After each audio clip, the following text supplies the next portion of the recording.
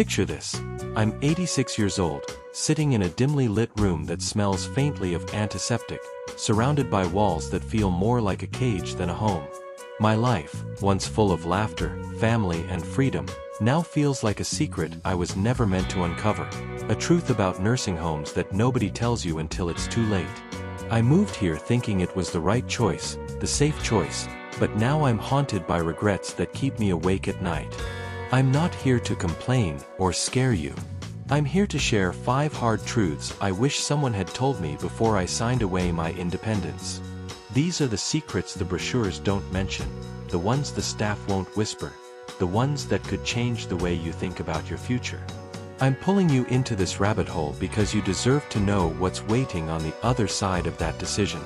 You're not just planning for a place to live, you're shaping the final chapters of your life.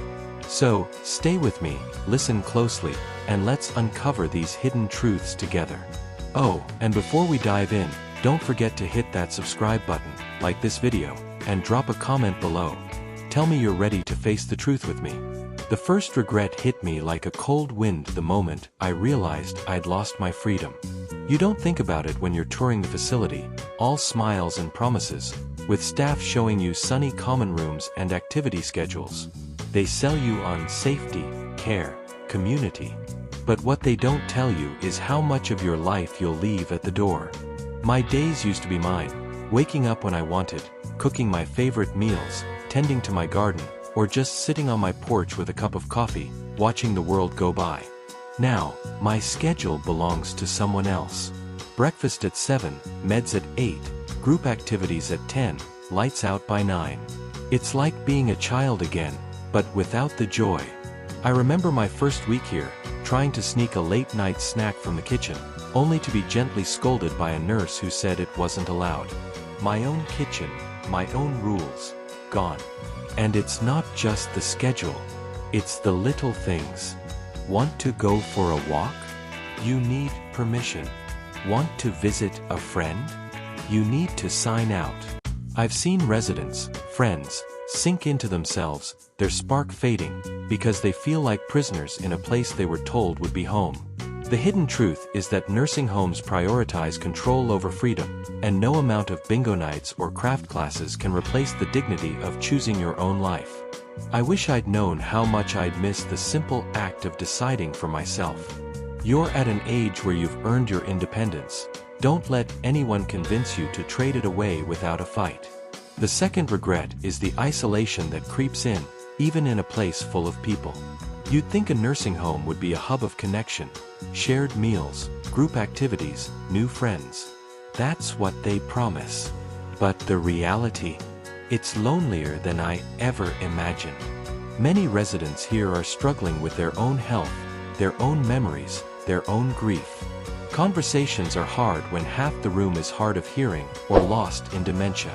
I used to love long talks with my neighbors, swapping stories about our kids, our travels, our lives. Here, I'm lucky if I get a nod during dinner.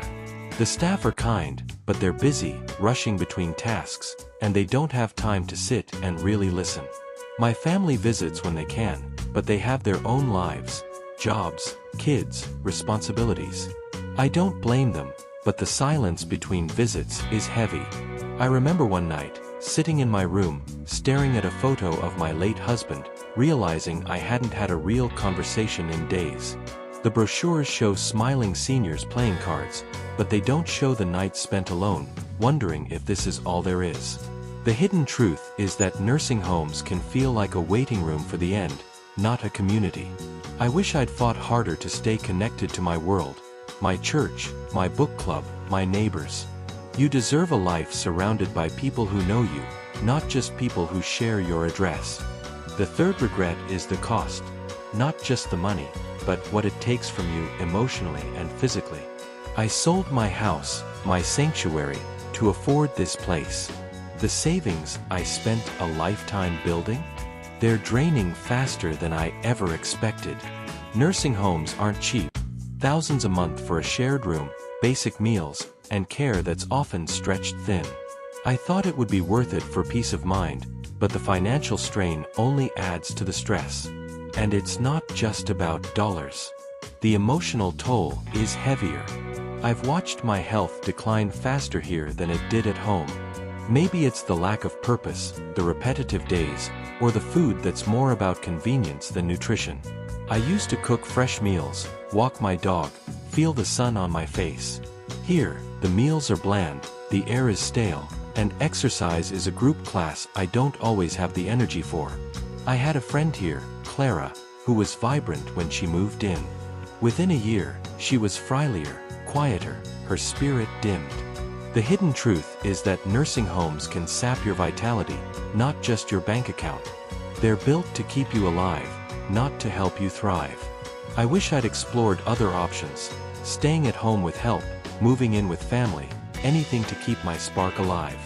You've worked too hard to let your final years be defined by a balance sheet or a hospital bed. The fourth regret is the loss of identity. At home, I was me. Eleanor, the gardener, the baker, the woman who hosted Christmas every year. Here, I'm a resident, a room number, a chart. The staff are kind, but they don't know my story. They don't know I climbed mountains in my 40s, or that I still dream of my husband's laugh. Everything that made me, my books, my photos, my routines, had to be downsized to fit a single room. I brought a few keepsakes, but they feel out of place, like relics in a museum. I see it in others too. There's a man down the hall, George, who used to be a carpenter. He carved beautiful furniture, but now his hands shake, and there's no workshop here. He's just another face in the dining hall. The activities they offer, bingo, sing-alongs, feel like they're designed for someone else, not for the person I am. The hidden truth is that nursing homes strip away the things that make you unique, replacing them with a one-size-fits-all routine that doesn't fit anyone. I wish I'd fought to keep my identity intact, to stay in a place where I could still be Eleanor, not just a bed number. You're more than your age or your ailments. Don't let anyone reduce you to less. The fifth regret is the hardest to admit. I feel like I gave up too soon. I moved here because I was scared. Scared of falling, scared of being a burden, scared of being alone. The doctors, the family, the brochures, they all made it sound like the responsible choice. But now I wonder if I could have stayed home with a little help. Maybe a home aide a few hours a week, maybe a neighbor checking in, maybe technology to keep me safe. I didn't explore those options enough. I listened to the fear instead of my heart. I've met others here who feel the same, regret that they didn't fight harder to stay in their homes, their communities, their lives. One woman, Ruth, told me she wished she'd sold her car instead of her house, used the money to hire help, stayed where her memories lived. The hidden truth is that nursing homes are often sold as the only option when they're not. There are ways to stay independent longer, to keep your life your own. I wish I'd believed in my own strength a little more. You're still here, still vibrant, still capable of choosing a life that feels like yours. Don't let fear push you into a decision you can't undo. I'm sharing these regrets not to dwell on the past, but to light a path for you. You're at a crossroads, maybe thinking about your own future, your own choices. I'm 86, and I've learned the hard way that the glossy promises of nursing homes hide truths that can change your life. You deserve to know what I didn't, to weigh your options with open eyes, to fight for your freedom, your connections, your identity. Don't let the system, the fear, or the pressure make this choice for you. Explore every possibility: home care, community programs, family support. Talk to people who've been where you are.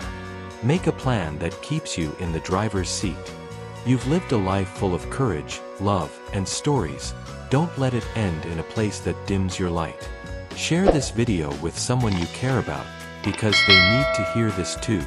Hit that subscribe button, like this video, and comment below. Tell me one thing you'll do today to protect your future. I'm not just a voice on a screen. I'm an 86-year-old who's been through the fire, and I'm here to help you avoid my mistakes. Let's write the next chapter together, one where you stay you.